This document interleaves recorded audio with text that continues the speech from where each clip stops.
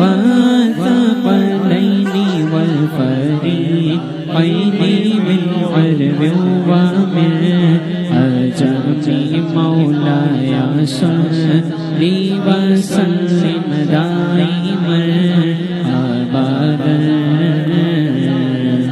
يا ربي بالمصطفى بلغ مقاصدنا يا ربي بالمصطفى بلغ مقاصدنا واغفر لنا ما مضى يا واسع الكرم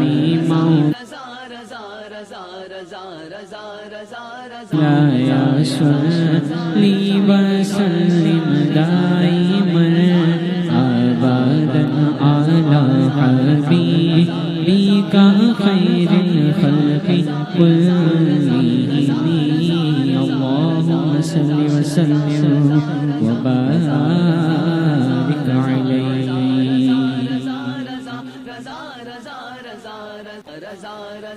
صلى الله عليك يا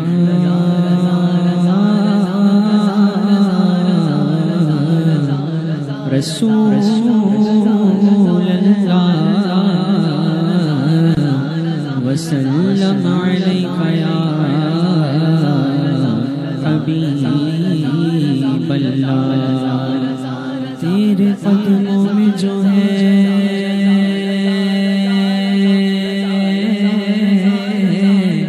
غیر کم کیا دیکھے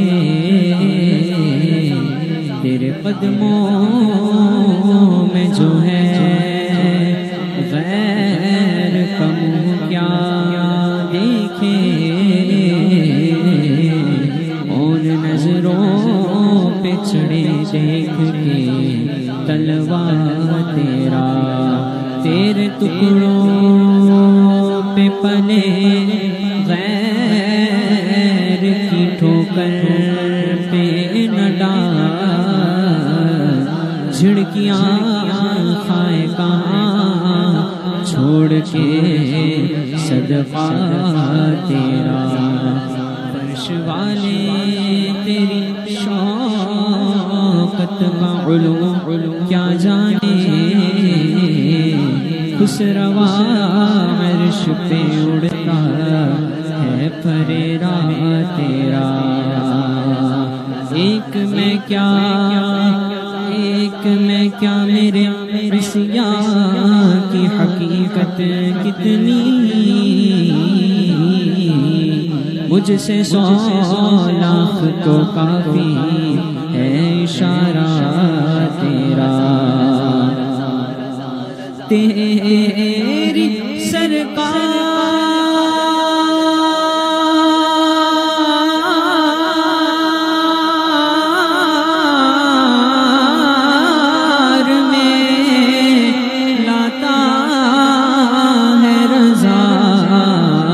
اس کو شفیع جو میرا غوث ہے اور لاڈلا بیٹا تیرا صلی اللہ علیہ یا رسول اللہ وسلم علیہ یا حبیب اللہ صلی اللہ علیہ یا رسول اللہ وسلم علیک یا حبیب اللہ مصطفیٰ ذات یکتا آپ ہے مصطفیٰ ذات یکتا آپ ہے مصطفیٰ ذات یکتا آپ ہے مصطفیٰ ذات یکتا آپ ہے یک نے جس کو یک بنایا آپ ہے یک کو یک بنایا آپ ہیں مصطفیٰ ذات یکتا آپ ہیں یک نے جس کو یک بنایا آپ ہیں آپ کی خاطر بنائے دو جہاں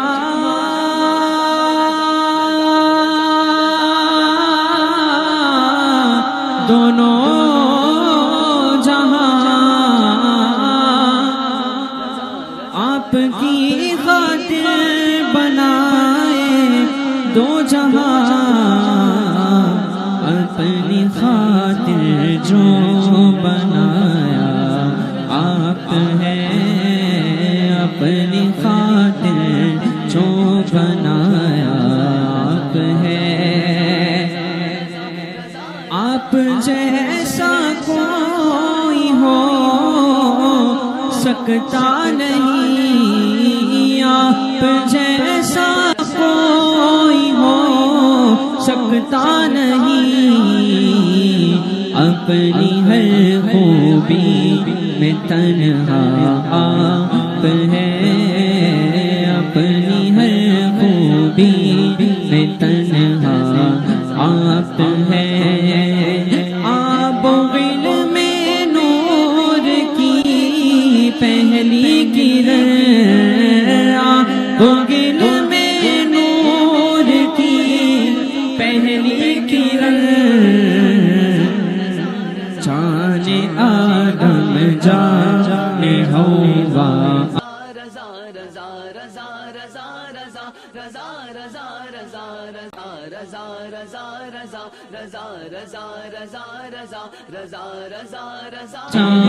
تو دیکھا آپ ہیں آپ کو رب نے کیا اپنا حبیب آپ کو رب نے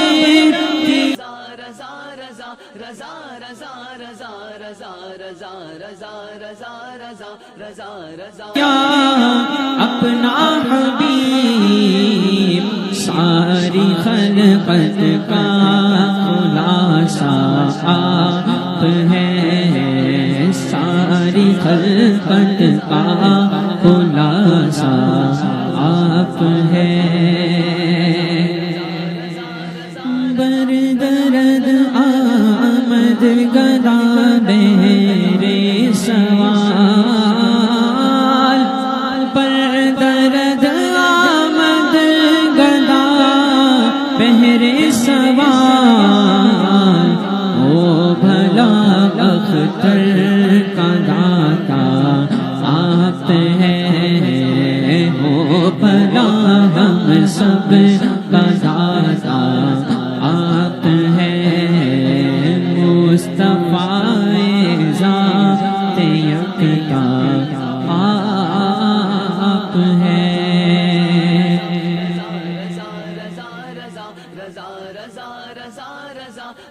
صلی اللہ علیہ یا رسول اللہ وسلم علیہ یا حبیب اللہ صلی اللہ علیہ یا رسول اللہ وسلم علیہ یا حبیب اللہ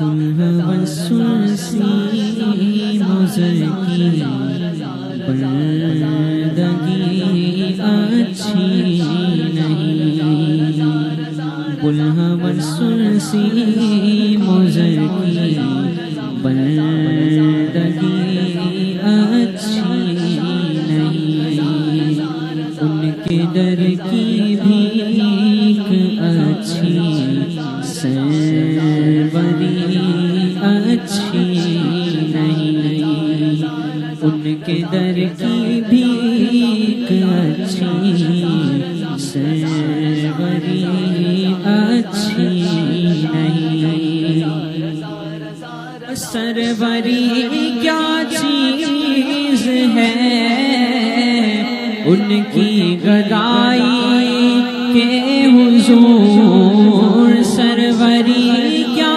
چیز ہے ان کے گدائی کے حضور، ان کے در کی بھیک اچھی، سروری اچھی نہیں، ان کے در کی بھیک اچھی، سروری اچھی نہیں، ان کی چوکھٹ چوم کر خود کہہ رہی ہے سروری، ان کی چوکھٹ چوم کر خود کہہ رہی ہے سروری، ان کے در کی بھیک اچھی، سروری اچھی نہیں، ان کے در کی بھیک اچھی، سروری اچھی نہیں، سروری خود ہے بخار بندگان شاہ کی، سروری خود ہے بخار بندگان شاہ کی، ان کے در کی بھیک اچھی، سروری اچھی نہیں، سروری پا کر بھی کہتے ہیں غدایان حضور، سروری پا کر بھی کہتے ہیں غدایان حضور، ان کے در کی بھیک اچھی، سروری اچھی نہیں،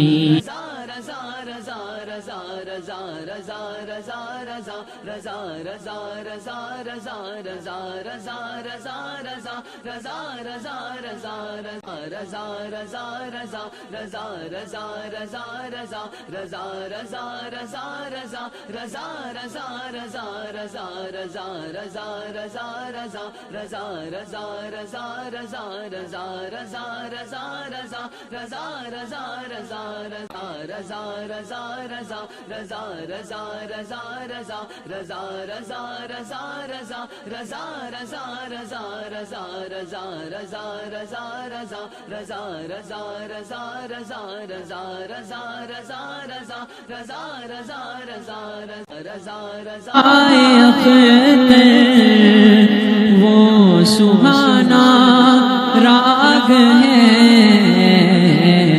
جس سے نہ خوش ہو پیا وہ راگنی اچھی نہیں، جس سے نہ خوش ہو پیا وہ راگنی اچھی نہیں، ان کے در کی بھیک اچھی، سروری اچھی نہیں۔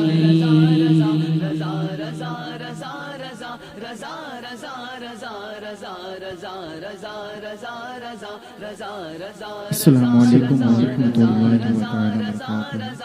پڑھیے صلی اللہ علیہ رسول اللہ وسلم علیہ یا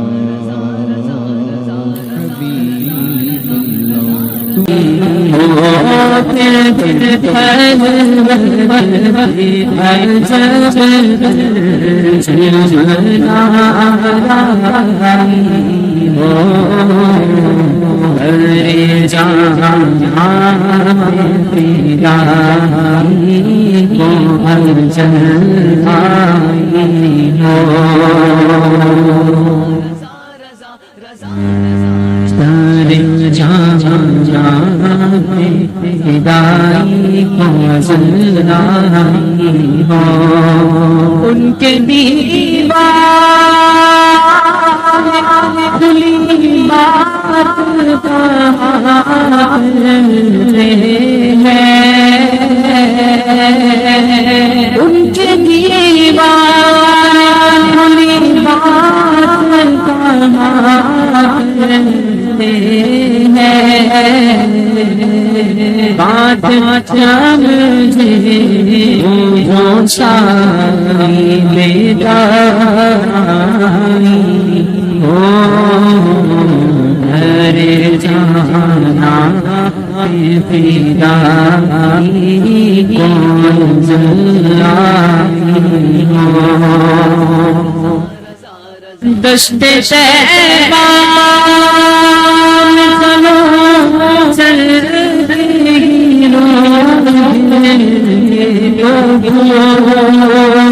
دشت طیبہ میں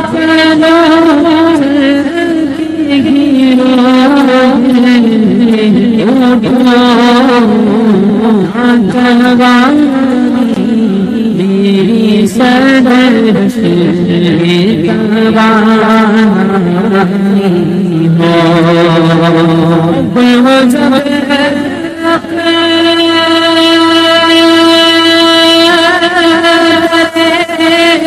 ہستا چراغے ہستی گل ہو جب ہستا چراغے ہستی اس کی نظروں اس کی بھاؤں میرا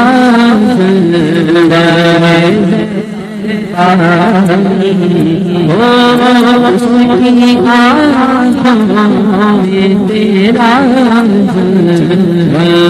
سے پانی ہو میرے جانا پیدائی کو زندائی ہو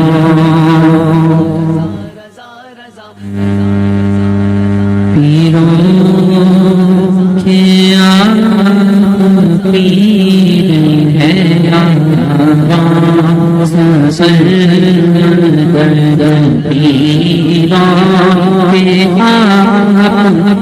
پیر ہے آواز سر صفا پیر ہے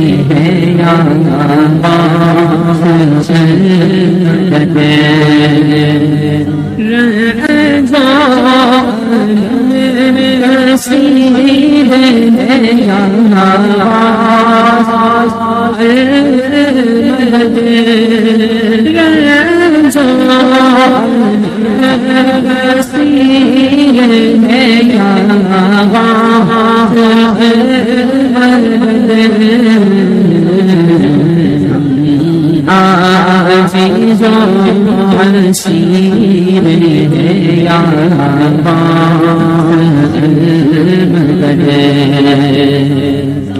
ہم کیسے تم سے کیا کہے ہم کیسے جی رہے تم سے کیا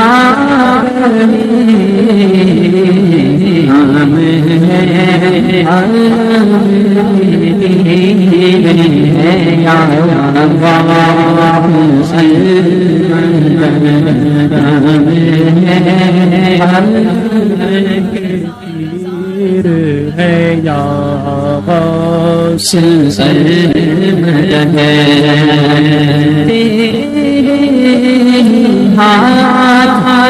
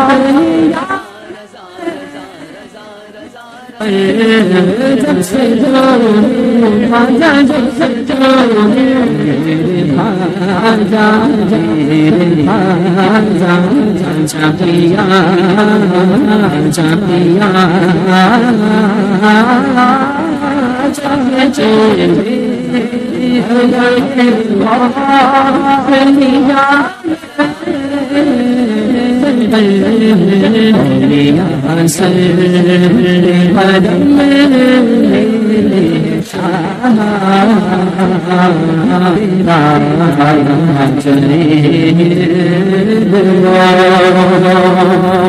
محی الدین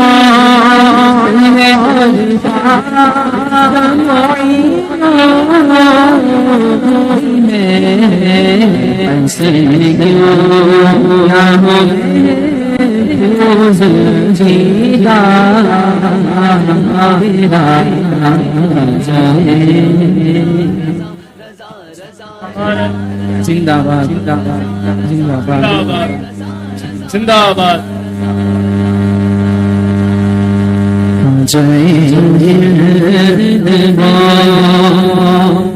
صدقہ ہے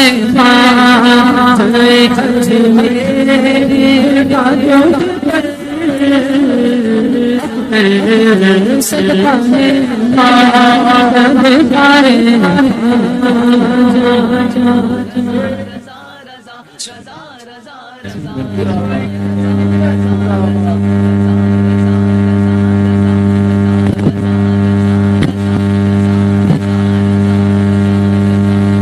صدقہ ہے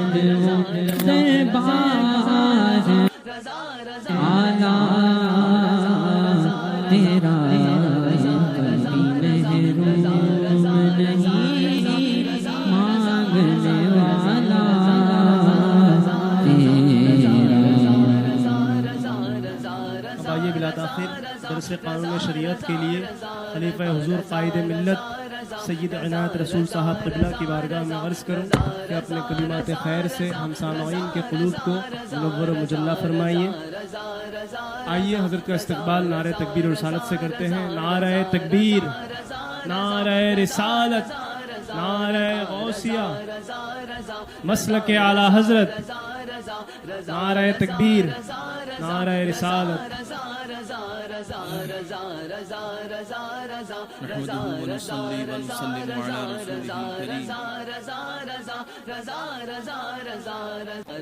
إن الله وملائكته يصلون على النبي يا أيها الذين آمنوا صلوا عليه وسلموا تسليما اللهم صل على سيدنا ونبينا وشفيعنا وحبيبنا ومولانا محمد وعلى آله وأصحابه وبارك وسلم صلاة وسلاما عليك يا رسول الله وعلى آلك وأصحابك يا خير خلق الله۔ عزیزان گرامی، درس قانون شریعت میں نماز کی دوسری شرط ستر عورت کا بیان جاری ہے۔ اکثر مسائل بیان ہو چکے، چند مسائل باقی ہیں۔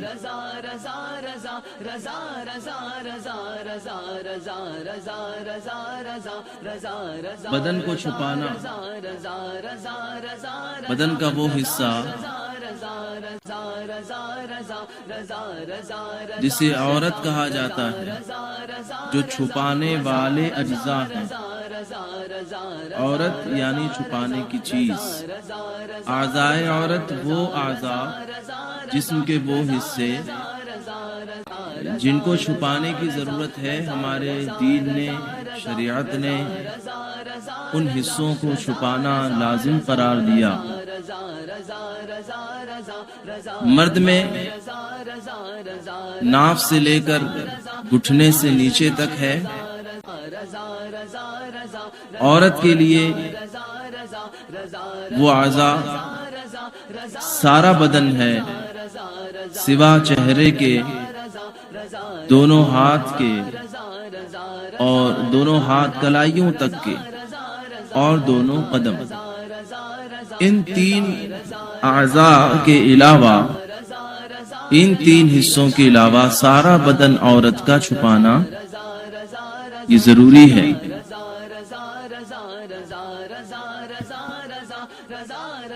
اس سے متعلق مسائل گزرے، آج بھی ایک مسئلہ اسی سے متعلق ہے۔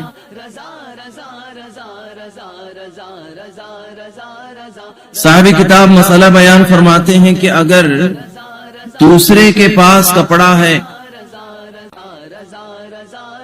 دراصل اس سے پہلے جو مسئلہ بیان ہوا وہ یہ تھا کہ کسی کے پاس بالکل کپڑا نہ ہو، کوئی ایسی صورت پیش آ گئی کسی کو بالکل کپڑا ہے ہی نہیں، تو بیٹھ کر نماز پڑھے۔ اچھا، اس سے پہلے کہ مسائل میں بیان ہوا کہ صرف کپڑا ہی نہیں بلکہ جو بھی اس کو مل جائے ستر کرنے کے لیے، اپنے ان اعضاء کو چھپانے کے لیے اس سے چھپائے۔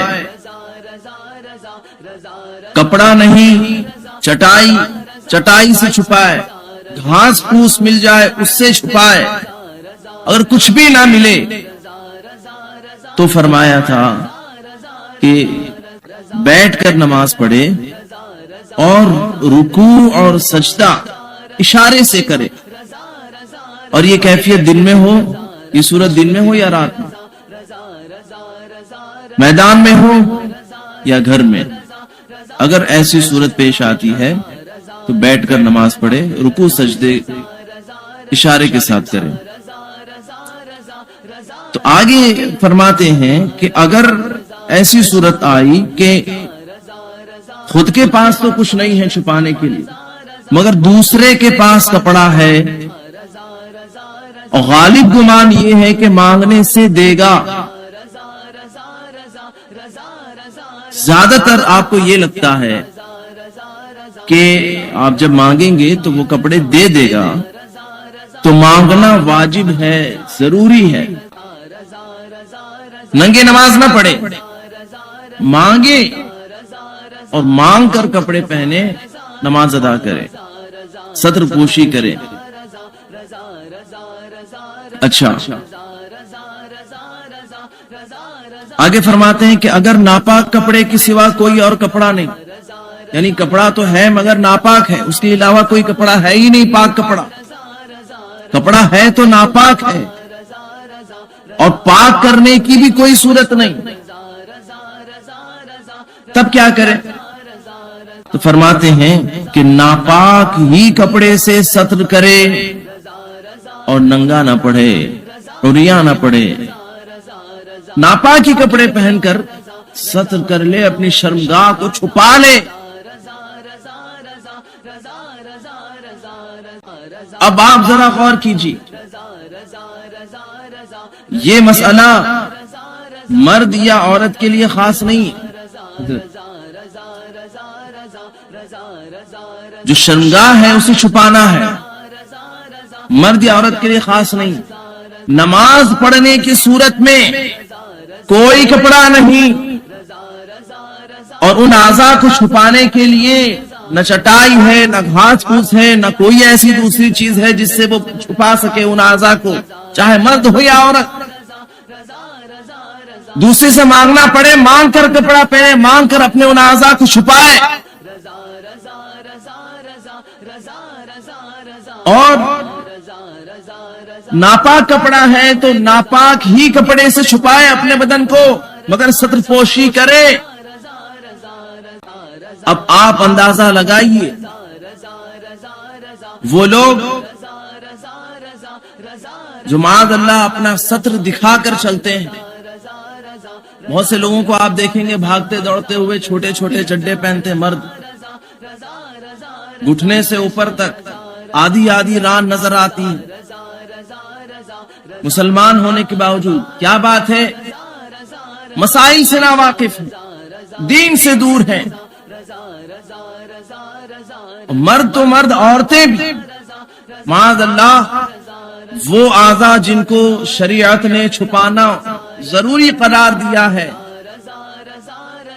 ان اعضاء کو نہ صرف گھر میں, نہ صرف گھر والوں کے سامنے, ساری دنیا کے سامنے دکھاتی ہوئی گھومتی پھرتی.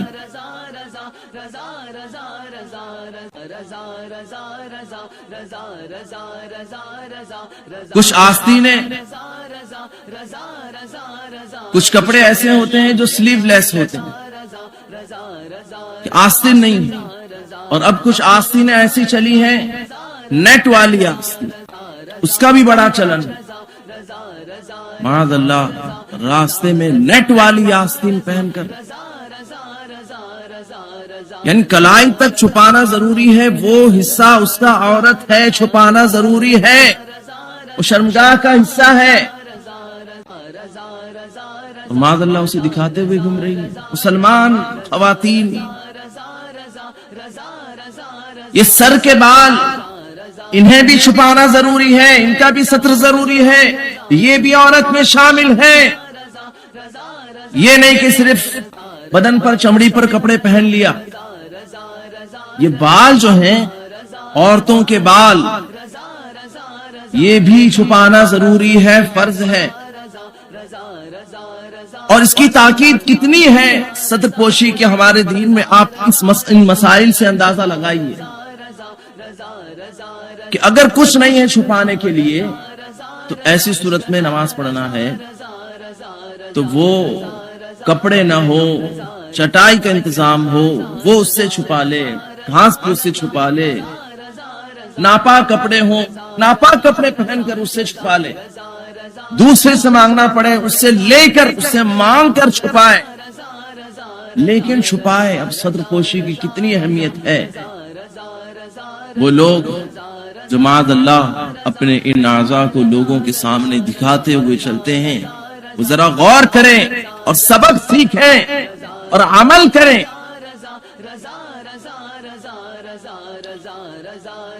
عورتوں کو گھر کے بال, سر کے بال نہ باہر دکھانا ہے, نہ باہر, نہ گھر کے اندر غیر محرم سے چھپانا ضروری.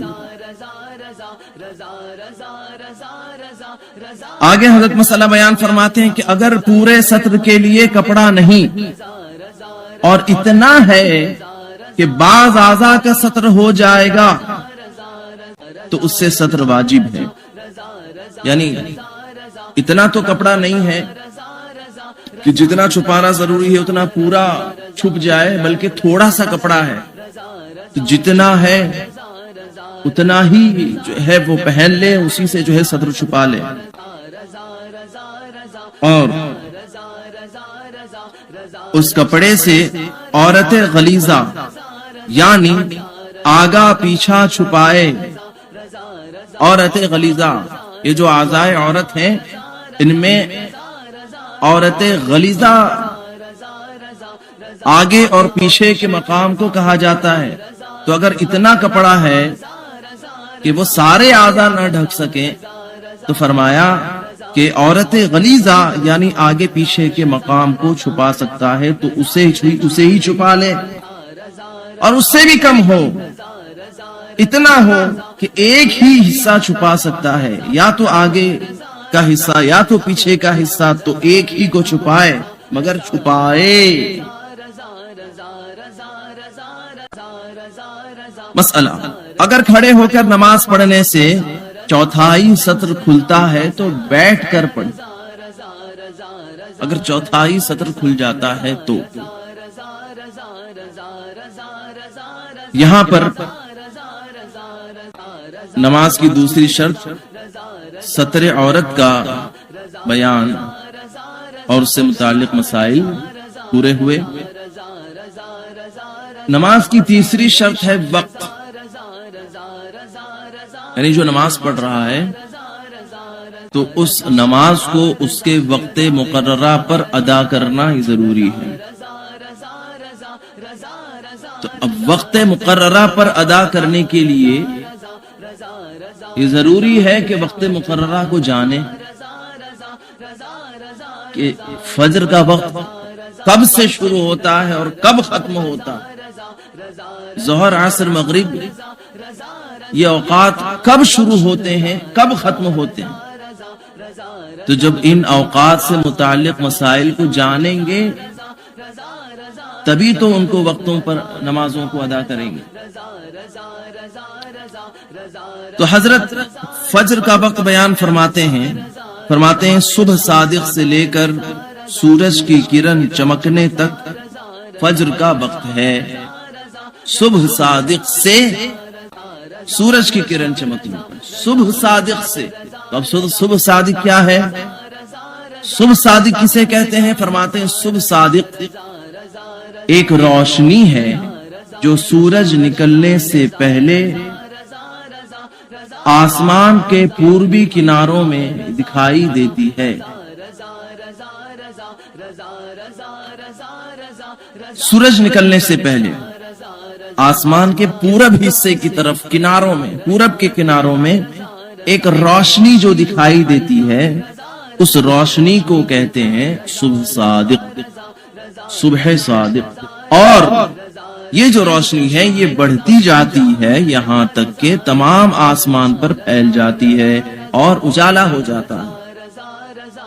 इस रोशनी के जाहिर होते ही सहरी का वक्त खत्म हो जाता है और नमाज फजर का वक्त शुरू हो जाता है।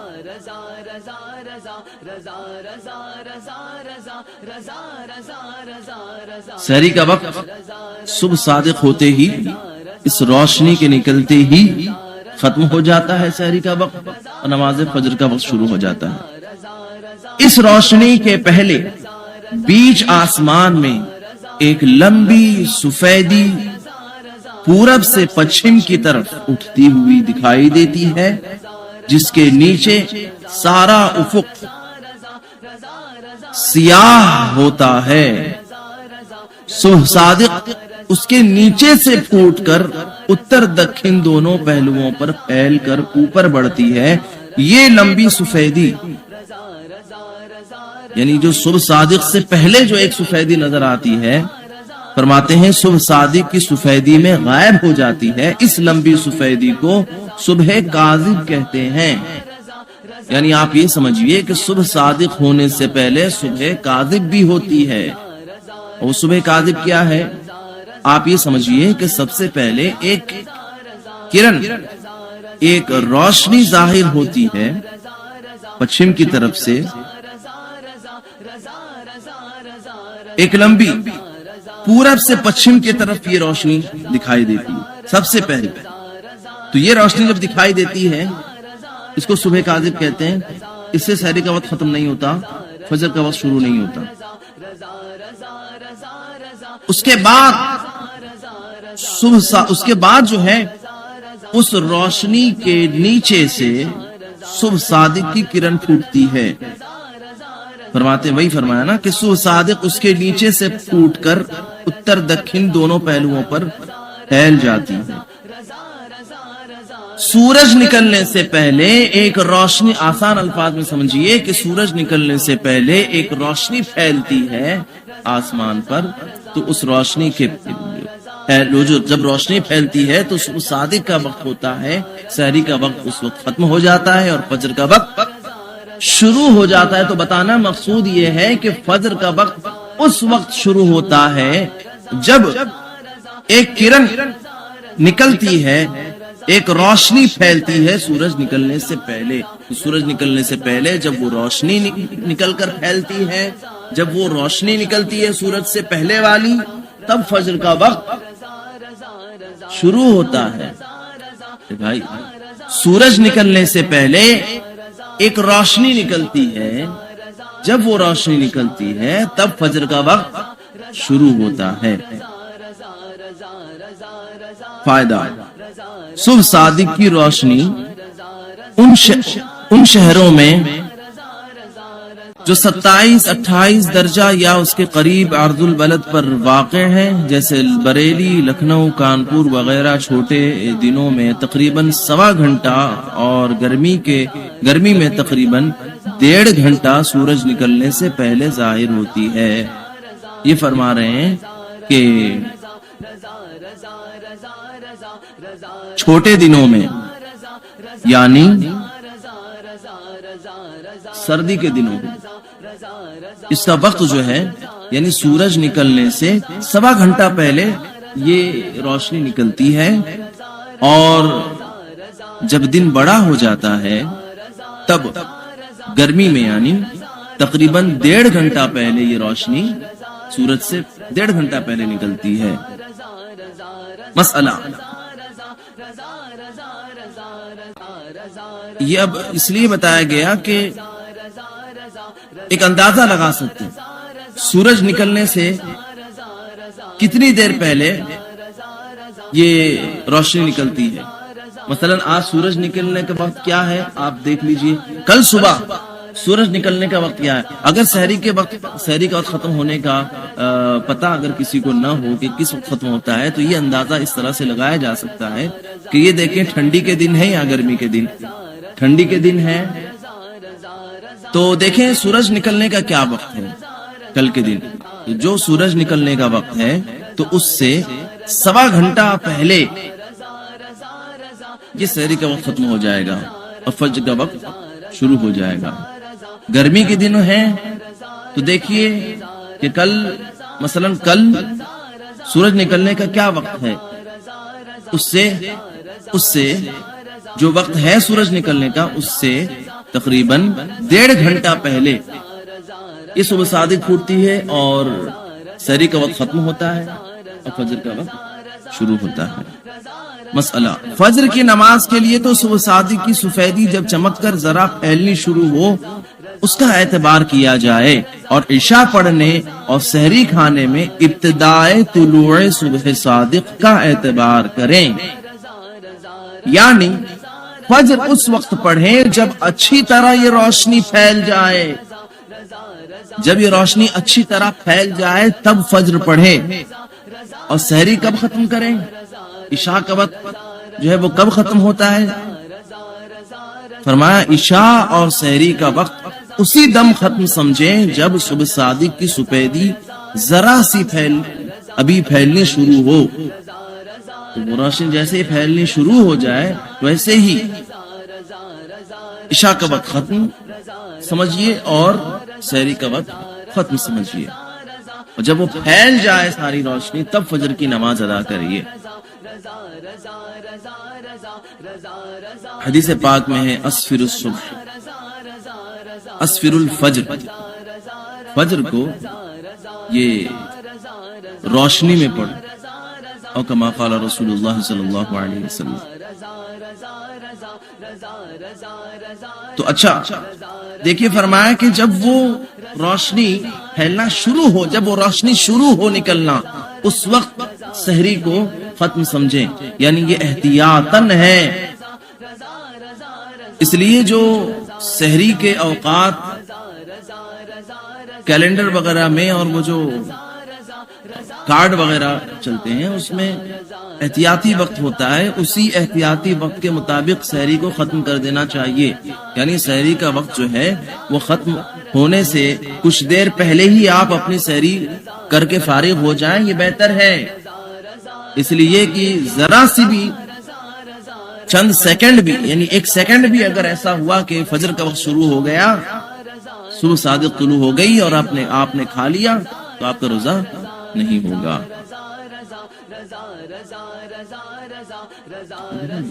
اللہ تبارک و تعالی ہمیں احکام شرع پر عمل کرنے کی توفیق عطا فرمائے، خود سیکھنے اور دوسروں کو سکھانے کی توفیق عطا فرمائے، ہمیں زیادہ سے زیادہ علم دین کی دولت سے نوازے، اسلام و سنیت پر زندہ رکھے، اسی پر ہمارا خاتمہ فرمائے۔ رب اغفر لی وتب علی انک انت التواب الرحیم، لا الہ الا اللہ محمد رسول اللہ وما علینا الا البلاغ۔ السلام علیکم ورحمۃ اللہ۔ اب آئیے بلا تاخیر مفتی نعیم اظہری مصباحی صاحب قبلہ کی بارگاہ میں عرض کروں کہ اپنے واز سے ہم سامعین کے قلوب کو منور و مجلہ فرمائیں. آئیے حضرت کا استقبال نعرہ تکبیر و رسالت سے کرتے ہیں. نعرہ تکبیر، نعرہ رسالت، نعرہ غوثیہ، مسلک اعلی حضرت، علماء اہل سنت، جماعت رضائے مصطفیٰ، نعرہ تکبیر، نعرہ رسالت. آپ حضرات آگے تشریف لائیں تاکہ جو پیچھے آنے والے ہیں ان کو جگہ ملے.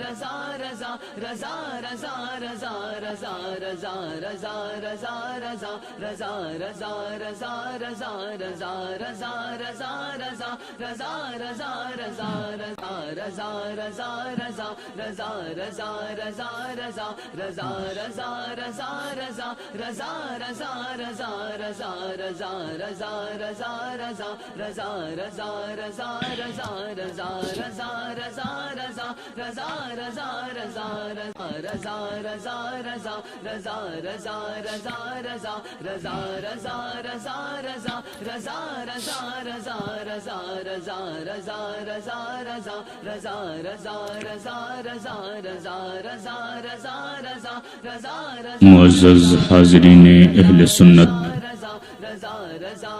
السلام علیکم ورحمۃ اللہ وبرکاتہ.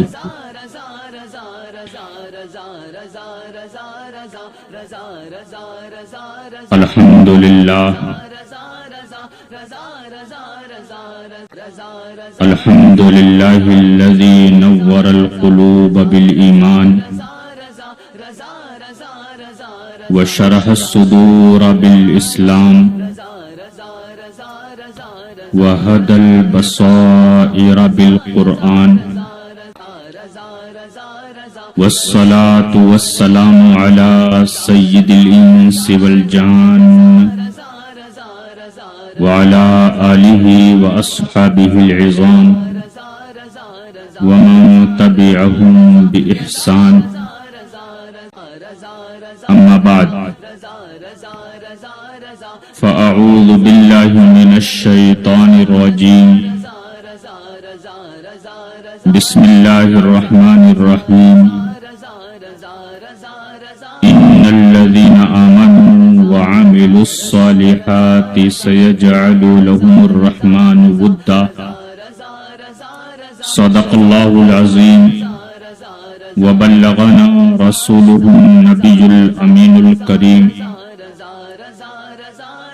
ونحن على ذلك لمن الشاهدين والشاكرين والحمد لله رب العالمين. نگاہ مفتی اعظم کی ہے یہ جلوہ گری، نگاہ مفتی اعظم کی ہے یہ جلوہ گری، چمک رہا ہے جو اختر ہزار آنکھوں میں. آئیے سب سے پہلے انتہائی عقیدت و محبت کے ساتھ اپنے آقا و مولا حضور رحمت عالم نور مجسم جان کائنات روح کائنات مالک کائنات مختار کائنات جناب احمد مجتبی محمد مصطفیٰ صلی اللہ تعالی علیہ وآلہ وسلم کی بارگاہ مکرم میں درود و سلام کا نذرانہ پیش کرنے کی سعادت حاصل کریں. اللہم صلی علی سیدنا و مولانا محمد وعلی آل سیدنا و مولانا محمد وبارک وسلم. صلاة و سلاما علیک یا رسول اللہ، صلاة و سلاما علیک یا حبیب اللہ صلی اللہ تعالی علیہ وسلم. معزز حاضرین، خطبے کے بعد قرآن مجید فرقان حمید کی جو آیت کریمہ تلاوت کی گئی، اس کا مفہوم یہ ہے کہ بے شک وہ لوگ جو ایمان لائے اور اچھے کام کیے अनकरीब रहमान उनके लिए मोहब्बत कर देगा। इस आयत करीमा में अल्लाह ताला ने अपने बरगुज़ीदा बंदों के बारे में, अपने मुत्तकी और परहेजगार आबिदानी शब जिंदादार बंदों के बारे में फरमाया कि अनकरीब ऐसा वक्त आएगा कि अल्लाह अपने इन नेक बंदों को अपना कुर्ब अता फरमा देगा, अपना महबूब बंदा बना लेगा और फिर उसके बाद लोगों के दिलों में भी उनकी मोहब्बत को डाल देगा। हदीस पाक में आता है, मफहूम यह है कि बंदे मोमिन, ईमान वाला बंदा नवाफिल के जरिए से अल्लाह का कुर्ब हासिल करता रहता है, हासिल करता रहता है। यानी फराइज तो अदा करता ही है, वाजिबात की पाबंदी करता ही है, सुन्नतों पर अमल पैरा होता ही है, लेकिन इनके साथ साथ वो कसरत के साथ नफली इबादतें भी करता रहता है। फराइज, वाजिबात, सुन्नतों की अदायगी के साथ साथ वो नफली इबादतें भी कसरत के साथ करता रहता है, नवाफिल में मशगूल रहता है। यहाँ तक कि एक वक्त ऐसा आता है कि अल्लाह जल्ल शानुहु उसको अपना मुकर्रब बंदा बना लेता है, अपने कुर्ब की मंजिल के ऊपर फायज फरमा देता है, महबूबियत का दर्जा अता फरमा देता है, मकबूलियत की सनद अता फरमा देता है। अल्लाह का मकबूल और महबूब बंदा वो बन जाता है। जब अल्लाह के नजदीक मकबूल और महबूब हो जाता है तो अल्लाह ताला हजरत जिब्रील अमीन को हुक्म देता है, हजरत जिब्रील अमीन से इरशाद फरमाता है कि ए जिब्रील, रूए जमीन के ऊपर मेरा फुला बंदा है जो मेरा महबूब बंदा है, मेरा मुकर्रब बंदा है, मैं उससे मोहब्बत करता हूँ, लिहाजा ए जिब्रील तुम भी उससे मोहब्बत करो। हजरत जिब्रील अमीन अर्ज करते हैं कि मौला, जब तेरा वो महबूब बंदा है, तू उससे मोहब्बत फरमाता है, तो मैं भला उससे क्यों मोहब्बत ना करूंगा? जो तेरा महबूब बंदा वो मेरा भी महबूब बंदा, मेरा भी महबूब। चुनांचे अल्लाह जल्ल शानुहु हुक्म देता है कि ऐ जिब्रील ऐसा करो, फिर जाओ कि सातों आसमानों के फरिश्तों में इस चीज का ऐलान कर दो, आसमानों के तमाम फरिश्तों में ये ऐलान कर दो कि रूए जमीन पर फुला बंदा है जो अल्लाह का महबूब बंदा है, मेरा भी महबूब है, लिहाजा ऐ आसमान के फरिश्तों तुम भी उससे मोहब्बत करो। फरिश्तों में ये ऐलान होता है, हर तरफ शोहरा हो जाता है, हर तरफ चर्चा हो जाता है आसमानों में। जो फरिश्ते हैं उनके दरमियान महबूबियत का ऐलान हो जाता है। हजरत जिब्रील अमीन ऐलान फरमा देते हैं कि ऐ आसमानों के फरिश्तों सुन लो, रूए जमीन पर फुला बंदा अल्लाह का महबूब बंदा है, मैं उससे मोहब्बत करता हूँ, लिहाजा ऐ फरिश्तों तुम भी उससे मोहब्बत करो। तो आसमानों के तमाम फरिश्ते भी उससे मोहब्बत करने लगते हैं। जब तमाम फरिश्ते मोहब्बत करने लगते हैं। आप गौर करें, अल्लाह खुद मोहब्बत फरमा रहा है, जिब्रीले अमीन उससे मोहब्बत कर रहे हैं, आसमानों के तमाम फरिश्ते उससे मोहब्बत कर रहे हैं, आसमानों में उसकी मकबूलियत हो जाती है, आसमानों में उसके चर्चे होने लगते हैं, आसमानों में उसका शोहरा हो जाता है।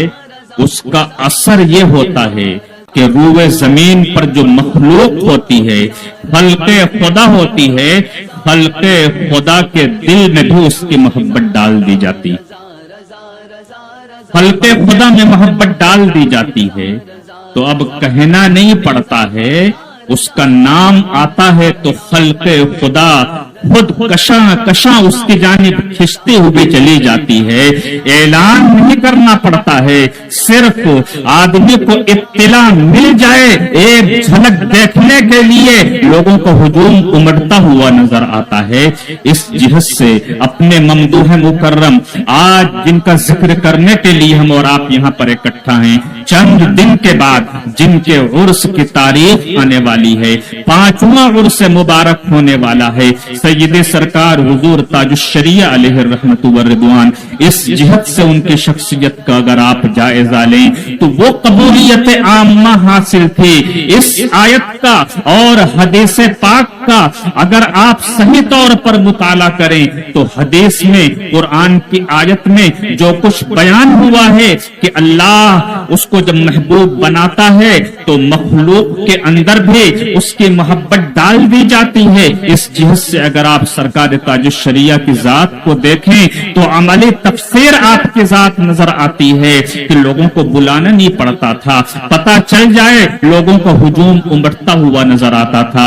ये किस बुनियाद पर था? मिन जानिबिल्लाह, लोगों के दिलों में उनकी मोहब्बत डाल दी गई थी। अल्लाह की जानिब से लोगों के कुलूब में उनकी मोहब्बत डाल दी गई थी। लोग कशा कशा चले आते थे उनके दीदार के लिए, उनकी एक झलक देखने के लिए लोग बेताब नजर आते थे। हजरात, ये औलिया अल्लाह के जो आस्ताने हैं, उसी मकबूलियत का आज भी एक नमूना है। सरकारे गौसे आजम की बारगाह हो, सरकारे गरीब नवाज की बारगाह हो, औलियाए किराम के दरबार हो, आप देखें खल्के खुदा का जो ये हुजूम रहता है, ये यूं ही नहीं रहता, ये सब मिन जानिबिल्लाह होता है। अल्लाह मखलूक के दिल में उनकी मोहब्बत डालता है कि वो इस दुनिया से पर्दा फरमा चुके हैं, लेकिन इसके बावजूद लोगों के कुलूब उनकी जानिब माइल होते हैं, झुके हुए होते हैं, और लोग उनकी बारगाहों में कशा कशा हाजिरी के लिए जाते हुए नजर आते हैं। तो वजह यही होती है कि अल्लाह लोगों के दिलों में ऐसे खुशनसीब लोगों की मोहब्बत डाल दिया करता है कि लोग उनसे फैज पाया करते हैं। सरकार ताजुश्शरिया अलैहि रहमतु व रिदवान,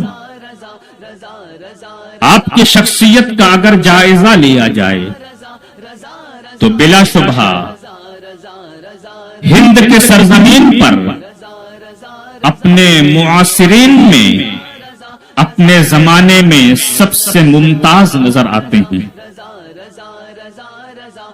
हदीस पाक में है कि जो जो कयामत करीब आती जाएगी, इल्म उठता चला जाएगा।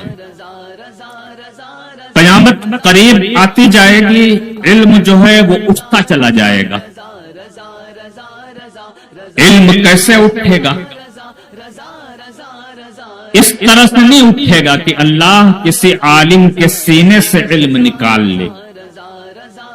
आलिम के सीने से इल्म नहीं निकाला जाएगा, लेकिन इस तौर पर उठेगा कि जो बड़ा आलिम दुनिया से रुखसत होगा, अपने जमाने में जो सबसे बड़ा आलिम है, इल्मी एतबार से जिसका पाया सबसे बुलंदो बाला है, इल्मी एतबार से जो सबसे मुनफरिद है, इम्तियाजी शान, इम्तियाजी हैसियत रखता है, जब वो दुनिया से रुखसत होगा तो फिर उसके जैसा कोई दूसरा आलिम जमाने में नजर नहीं आएगा। वो जब गया तो अपना सानी नहीं छोड़ेगा, अपने जैसा कोई दूसरा आलिम छोड़ करके नहीं जाएगा। इस तरह से अपने जमाने का बड़ा आलिम जब रुखसत होगा तो अब उसके जैसा कोई दूसरा आलिम नहीं होगा। फिर उसके बाद जो सबसे बड़ा आलिम होगा वो जब रुखसत होगा तो अब उसके जैसा कोई आलिम नहीं होगा। इस तरह से उलमा के अंदर जो इल्म की सतह है रफ्ता रफ्ता वो घटती चली जाएगी कि बड़े उलमा उठते जाएंगे, दूसरे जो होंगे वो उनके हम पल्ला नहीं होंगे, उनके जैसे नहीं होंगे, उनके दर्जे के नहीं होंगे।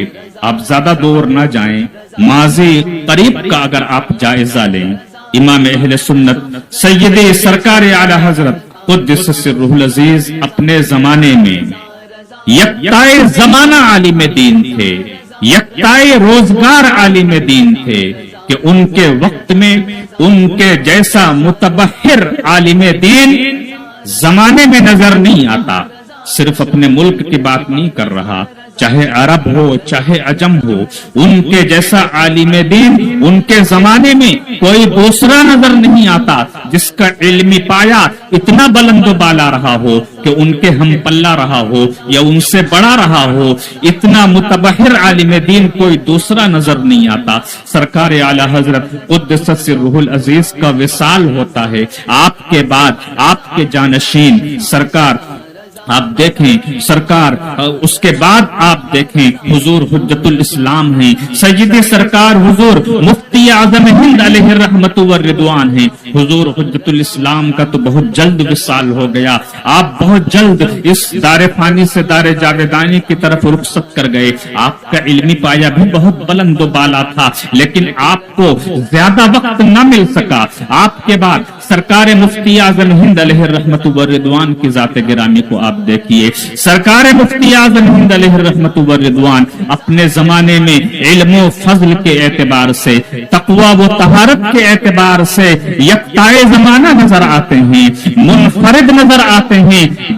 बिला शुबहा उलमा के दरमियान आपकी जो हैसियत थी, आपकी हैसियत ये थी कि आप जो फरमाते थे उलमा के दरमियान वो सनत का दर्जा रखता था।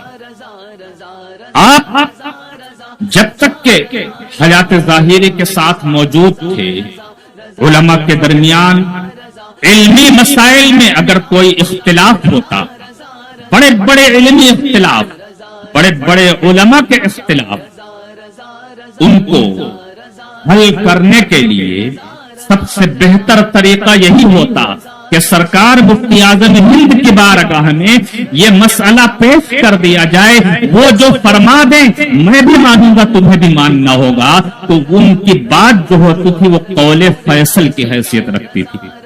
कौले फैसल, आप जो फरमा देते उलमा के नजदीक वो बात मुसल्लम हुआ करती थी और बसरो चश्म तमाम उलमा पूरे मुल्क के उलमा सरकार मुफ्ती आजम हिंद अलैहि रहमतु व रिदवान की बात को सर आंखों के ऊपर रखते थे और खुशी के साथ तस्लीम किया करते थे। आपको वो हैसियत हासिल थी, आपको वो दर्जा हासिल था।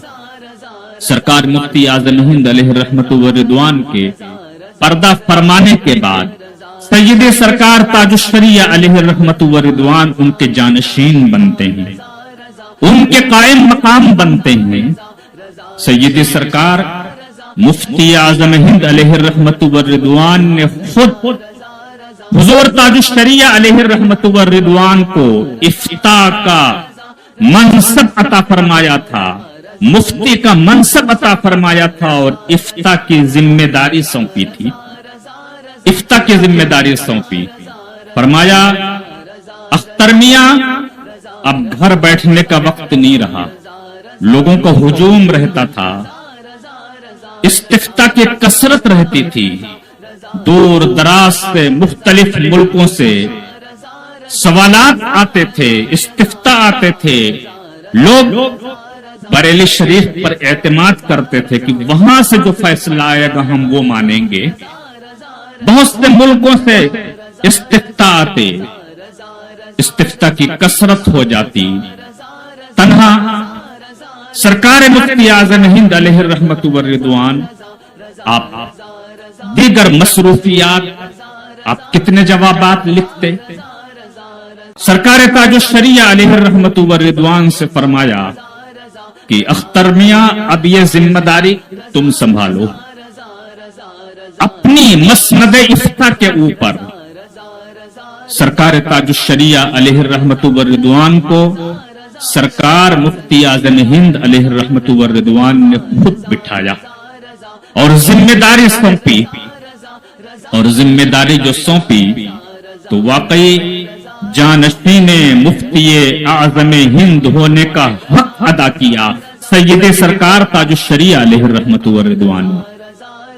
جب سے یہ ذمہ داری سونپی اس وقت سے لے کر کے وصال فرمانے تک بحسن و خوبی یہ ذمہ داری آپ ادا کرتے رہے، فتویٰ نویسی کا کام جو ہے وہ انجام دیتے رہے، اور بلا شبہ سرکار مفتی اعظم ہند علیہ الرحمت والرضوان کے پردہ فرمانے کے بعد سید سرکار تاج الشریعہ علیہ الرحمت والرضوان کو وہ مقبولیت ملی، وہ مقبولیت عامہ حاصل ہوئی کہ اللہ اللہ علماء کے درمیان صدر نشین ہوا کرتے تھے سرکار تاج الشریعہ علیہ الرحمت والرضوان۔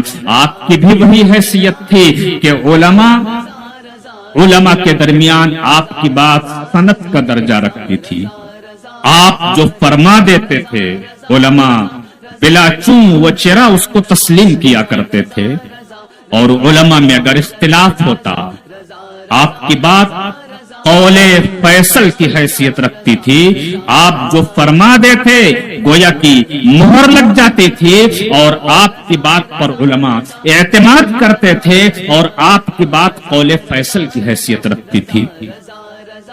سرکار تاج الشریعہ علیہ الرحمت والرضوان ان کی رحلت سے عوام کا کم، علماء کا زیادہ نقصان ہوا۔ ان کی شخصیت صرف مرجع عوام نہیں تھی کہ عوام ہی ان کی جانب کھینچے چلے جاتے ہوں، مرجع علماء بھی تھی۔ بڑے بڑے علماء جب مسائل میں الجھ جاتے، کوئی مسئلہ درپیش ہوتا، پریشان ہو جاتے، حل نظر نہیں آتا، یا کچھ تحقیق کرنی ہوتی اور اس میں وہ الجھ جاتے کہ ہماری یہ تحقیق صحیح سمت میں جا رہی ہے یا نہیں جا رہی ہے، تو بڑے بڑے علماء کو یہ اطمینان رہتا تھا، یہ بھروسہ رہتا تھا کہ ایک ذات موجود ہے جو ہمارے سرپرست کی حیثیت رکھتی ہے، ہم اپنی بات ان کی بارگاہ میں پیش کریں گے، اگر ہم سے کوئی غلطی سرزد ہو رہی ہے تو وہاں سے تصحیح ہو جائے گی، ایک ذات بیٹھی ہوئی ہے، اگر ہمارے قدم پھسل رہے ہوں گے تو ہم کو وہ ذات سنبھال لے گی، وہ ذات کوئی اور نہیں سرکار تاج الشریعہ علیہ الرحمت والرضوان کی ذات تھی۔ خود استاذ الکریم حضور محدث کبیر جو شہزادہ صدر الشریعہ سرکار صدر الشریعہ علیہ الرحمت والرضوان جو بارگاہ اعلی حضرت کے تربیت یافتہ، ان کا علمی فقہی مقام کتنا بلند و بالا کہ بہار شریعت جیسی کتاب لکھی آپ نے، اردو زبان میں مسائل کی اس کے ہم پلہ کوئی دوسری کتاب آج بھی نظر نہیں آتی۔ سرکار صدر الشریعہ علیہ الرحمت والرضوان کے شہزادے ہیں وہ، فقہی علمی گھرانہ کی آنکھ کھولتے ہی علم کی محفلیں سرگرم ہوتے ہوئے انہوں نے دیکھا، علمی ماحول میں، علمی خاندان میں پروان چڑھے۔ علم حدیث میں آج ہم یہ کہہ سکتے ہیں کہ پورے پاک و ہند میں ان کا کوئی ثانی نظر نہیں آتا۔ मुहद्दिस कबीर यूं ही नहीं कहा जाता है। अल्हम्दुलिल्लाह हम लोगों ने तो उनकी गुलामी में चंद बरस गुजारे, इल्म हदीस पढ़ा, बुखारी शरीफ का दर्स देते हैं तो फिर सुनते रह जाएं। तो इल्म हदीस में उनका पाया इतना बुलंद बाला, अजीम फकीह, अजीम मुहद्दिस। आप खुद इस बात का बरमला एतराफ और इकरार फरमाते हैं, बल्कि बयान फरमाते हैं कि मसाइल में जब कहीं मुझको शुबहा होता तो बड़े बड़े उलमा कि जिनका बड़ा शोहरा, बड़ा चर्चा, उनके सामने मसला पेश किया तो तशफ़ी नहीं हो पाती। आप फरमाते हैं लेकिन ताजुश्शरिया अलैहि रहमतु व रिदवान की जात गिरामी वो जात गिरामी थी कि उनकी बारगाह में जब मसला पेश करते कि जिस मसले में हमको शुबहा होता, जिस मसले में मैं मुतरद्दिद होता, वो मसला जब ताजुश्शरिया की बारगाह में पेश करता तो अगर इत्मीनान बख्श जवाब मिलता था तो सरकार ताजुश्शरिया की बारगाह से मिलता था। तो इतना इल्मी पाया बुलंद था सरकार ताजुश्शरिया अलैहि रहमतु व रिदवान का कि बड़े बड़े उलमा उनकी जानिब रुजू किया करते थे। मसाइल में जब उलझ जाते, हल नजर न आता तो बारगाहे ताजुश्शरिया से मसाइल हल हुआ करते थे। अल्लाह ने वो इल्मी मकाम अता फरमाया था सरकार ताजुश्शरिया अलैहि रहमतु व रिदवान को। आप दुनिया से रुखसत हुए, आपने पर्दा फरमाया, तो अब आप देखें कि आपके जैसा कोई नजर नहीं आता। तो ये सिलसिला यूं ही चलता रहेगा और इल्म उलमा के उठने से उठता चला जाएगा जहां तक कि कयामत आ जाएगी। आलिम, दुनियादार लोग उसकी अहमियत नहीं समझते, दुनियादार लोग उसकी अहमियत नहीं जानते। मैं जरा एक मिसाल के जरिए से आपको बताना चाहूंगा, मुतबहिर आलिम दीन होना ये अल्लाह का बहुत बड़ा फजल होता है। अल्लाह जिसको चाहता है ये फजल अता फरमाता है। इल्म दीन अल्लाह जिसको चाहता है उसे इल्म दीन में कमाल और उरूज अता फरमाता है। आज दुनिया अगर ताजमहल बनाना चाहे तो ये नामुमकिन नहीं, नामुमकिन नहीं। बड़ी से बड़ी चीज दुनिया बना सकती है, बनाया जा सकता है, नामुमकिन नहीं। दूसरा ताजमहल भी बन सकता है, यह भी नामुमकिन नहीं। ताजमहल से भी खूबसूरत इमारत बनाई जा सकती है, इसको नामुमकिन तो नहीं कह सकते, मुमकिनात में से है, नामुमकिन नहीं है ये। बड़ी से बड़ी आलीशान इमारतें बनाई जा सकती हैं, बड़ी से बड़ी साइंसी इजादात की जा सकती हैं, एक से बढ़कर के एक चीजें बनाई जा सकती हैं। लेकिन पूरी दुनिया मिल करके अगर आज एक आला हजरत बनाना चाहे तो क्या बना सकती है? मैं मुहाल तो नहीं कहता, लेकिन बज़ाहिर यह मुमकिन नजर नहीं आता।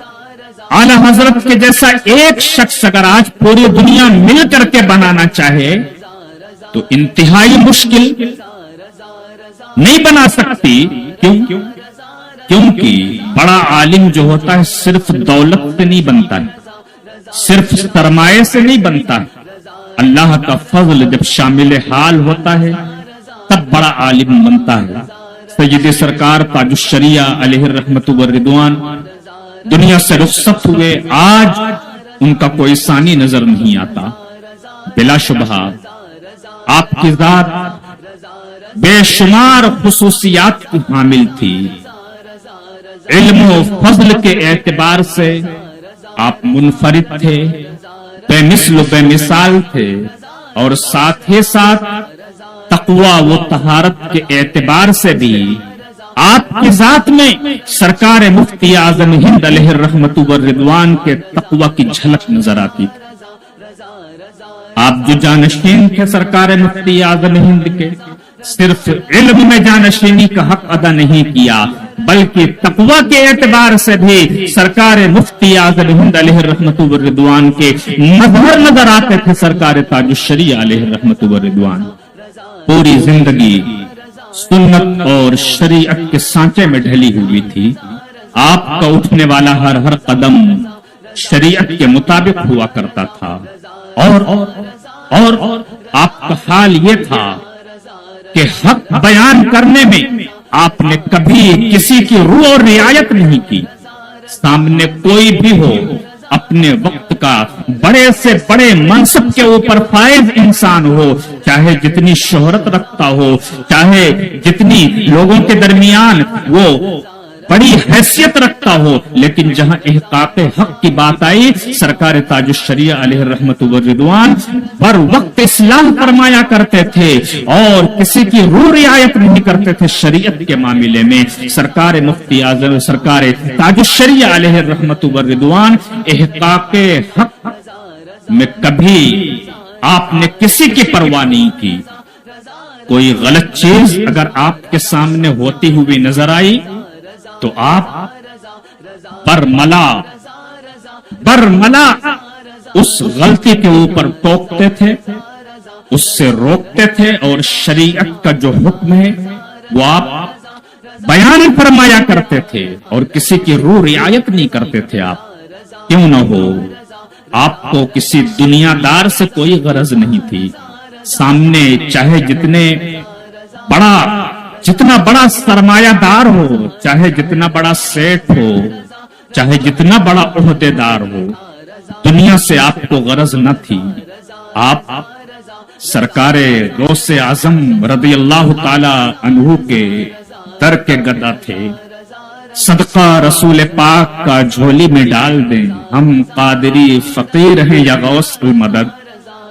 آپ کسی دنیا دار کے آگے جھکتے نہیں تھے، آپ بارگاہ غوث اعظم میں استغاثہ کرتے تھے۔ کیوں نہ ہو، سرکار غوث اعظم رضی اللہ تعالیٰ عنہ کی خاص نظر عنایت تھی اس خانوادے کے اوپر۔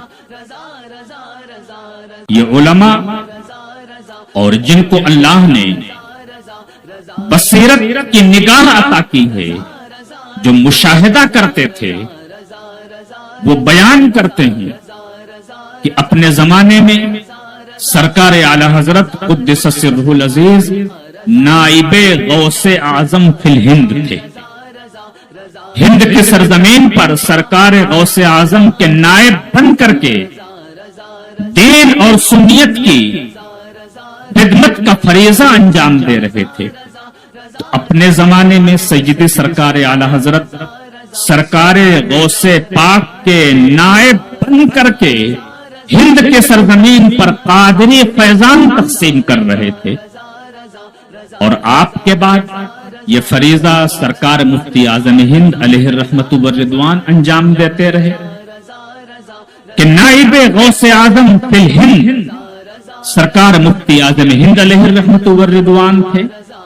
اور اب آپ علماء سے پوچھ لیں، سرکار مفتی اعظم ہند کے بعد سید سرکار تاج الشریعہ علیہ الرحمت والرضوان سرکار غوث پاک کی جو نیابت تھی وہ کہیں اور نہیں گئی۔ سرکار مفتی اعظم ہند کے بعد سید سرکار تاج الشریعہ علیہ الرحمت والرضوان سرکار غوث پاک کے نائب تھے ہند کی سرزمین پر، اور قادری فیضان اپنی ذات سے وہ پوری دنیا میں تقسیم کرتے ہوئے نظر آ رہے تھے۔ اور قادری فیضان کتنا بانٹا انہوں نے، کتنا بانٹا، غور کیجیے۔ سرکار اعلی حضرت کے مریدین کتنے مریدین تھے، پھر سرکار مفتی اعظم ہند علیہ الرحمت والرضوان کے مریدین کتنے مریدین تھے، حضور مفتی اعظم ہند علیہ الرحمت والرضوان کے مریدین اتنے زیادہ تھے کہ آپ کے زمانے میں بھی کسی پیر کے، میں اپنے ملک کی بات کر رہا ہوں، کسی پیر کے اتنے مرید نظر نہیں آتے، بلکہ بہت سے پیروں کے ملا کر کے بھی تعداد کے اعتبار سے اتنے مریدین نظر نہیں آتے۔ سرکار مفتی اعظم ہند علیہ الرحمت والرضوان کے بعد آپ دیکھیں سرکار تاج الشریعہ علیہ الرحمت والرضوان، آپ کے مریدین اللہ اکبر کہ جن کو شمار کرنا ہی اب تو میں سمجھتا ہوں ممکن نظر نہیں آتا، بڑا مشکل کہ ان کی صحیح تعداد شمار کی جائے۔ کچھ لوگ بیان کرتے ہیں کہ تقریباً 2 کروڑ مریدین تھے، جو بھی ہو یہ ایک اندازہ ہے، لیکن یہ تو دنیا نے اپنی آنکھوں سے دیکھا کہ مریدین کی اتنی کثرت تھی کہ جس کو شمار کرنا بظاہر ممکن نظر نہیں آتا۔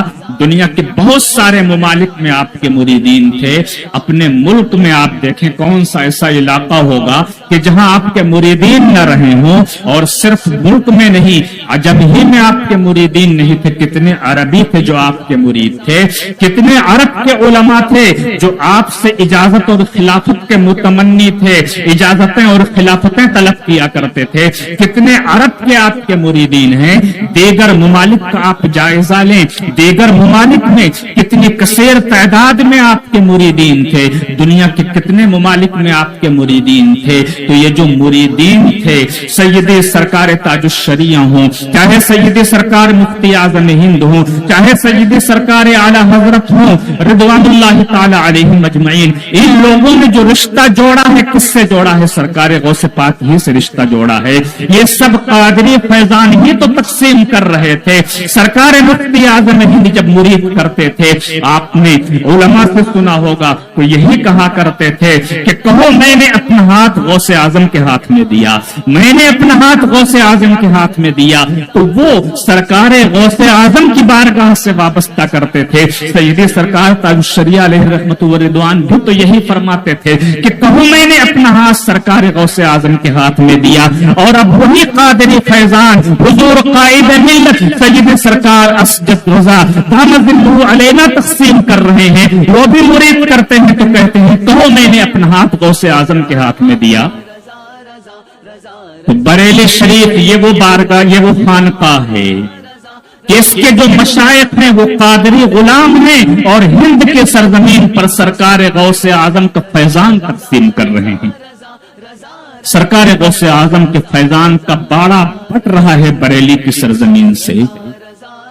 تو سید سرکار تاج الشریعہ علیہ الرحمت والرضوان، آپ کے اوصاف کمالات بہت ہیں۔ اللہ رب العزت ہم سب کو ان کے نقوش قدم پر چلنے کی توفیق عطا فرمائے، اور ان کے روحانی عرفانی فیضان سے مستفیض و مالا مال فرمائے۔ اور چند دنوں بعد ان کے عرس مبارک کی تاریخ آنے والی ہے۔ آپ حضرات اللہ تعالیٰ توفیق دے تو عرس میں شرکت فرمائیں، یا اگر بریلی شریف حاضری نہ ہو سکے تو جہاں عرس کے تقریبات بمبئی کے سرزمین پر منعقد ہوں وہاں آپ شرکت فرمائیں۔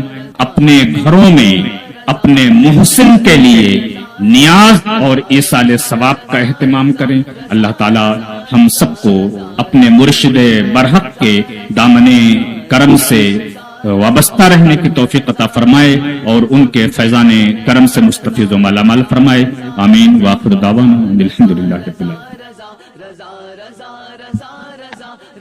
مصطفیٰ جان رحمت لاکھوں سلام، شمع بز میں ہدایت لاکھوں سلام، جو سہانی گھڑی چمکا طیبہ کا چاند، اس دل افروز ساغت پہ لاکھوں سلام، غوث اعظم امام التقی والنقا، جلوہ شان قدرت پہ لاکھوں سلام، غوث و خواجہ رضا حمید مصطفیٰ، اور تاج شریعت پہ لاکھوں سلام، ڈال دی قلب میں عظمت مصطفیٰ، سیدی اعلی حضرت پہ لاکھوں سلام کاش محشر میں جب ان کی آمد ہو اور بھیجے سب ان کی شوکت پہ لاکھوں سلام مجھ سے خدمت کے قدسی کا گا رضا مجھ سے خدمت کے قدسی کا رضا مصطفیٰ جان رحمت پلا کو سلام شمع بز میں ہدایت پلا کو سلام الصلاة والسلام علیک یا رسول اللہ الصلاة والسلام علیک یا حبیب اللہ وعلی آلک واصحابک یا نور اللہ صلی اللہ تعالی علیک وسلم.